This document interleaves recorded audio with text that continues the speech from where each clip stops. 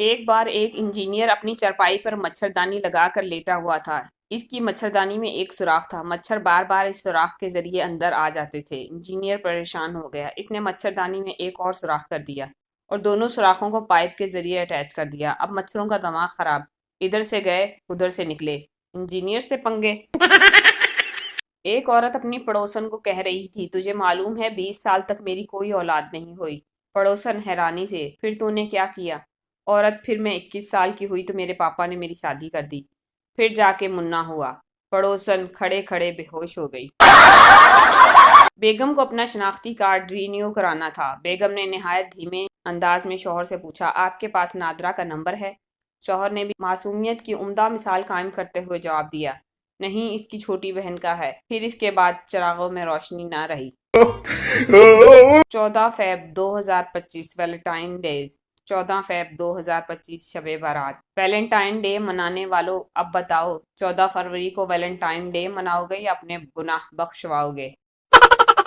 وہ بتانا تھا کہ اسموگ، فوگ، بارش، خشکی، گرمی، سردی، ڈینگی، آشوب چشم، خسرہ، گیسٹرو، دھرنے اور دہشت گردی سمیت دیگر تمام مسائل کا آسان اور فوری حل تعلیمی اداروں کی بندش ہے۔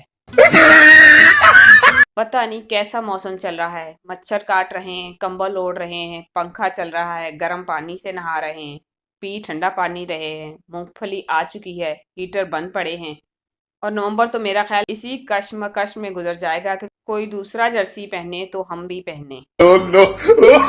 لڑکیاں گرم پانی سے نہا کر لون کے سوٹ پہن رہی ہیں، بچے جرسی پہن رہے ہیں، گھر کے آدمی پنکھا چلا کے بیٹھے ہیں۔ واہ نومبر تیرے نظارے، پاگل ہی کر چھڈے نے سارے۔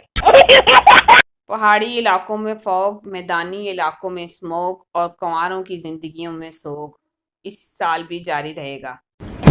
انگریز جب عیادت کے لیے جاتے ہیں تو کہتے ہیں گیٹ ویل سون، اور ہمارے ساڈے فلاں فلاں نو یہی مسئلہ سی، وہ تے نہیں بچیا۔ سو گیا میرا شونا؟ ہاں جی۔ پھر رپلائی کیسے کیا میرے شونا نے؟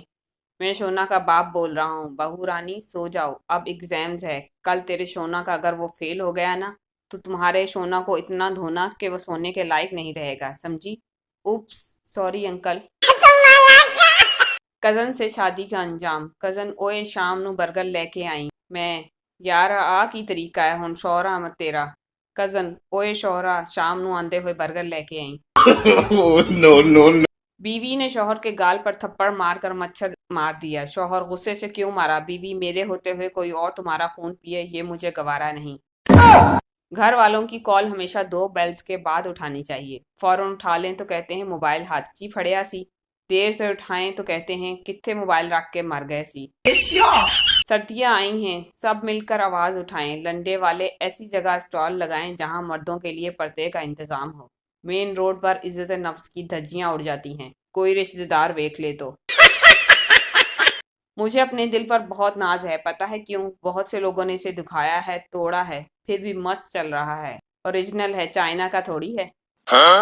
ایک تحقیق کے مطابق 80% شوہر حضرات کو اس بات کا علم ہی نہیں ہوتا کہ ان کی بیگم کا موڈ کس بات پر آف ہے۔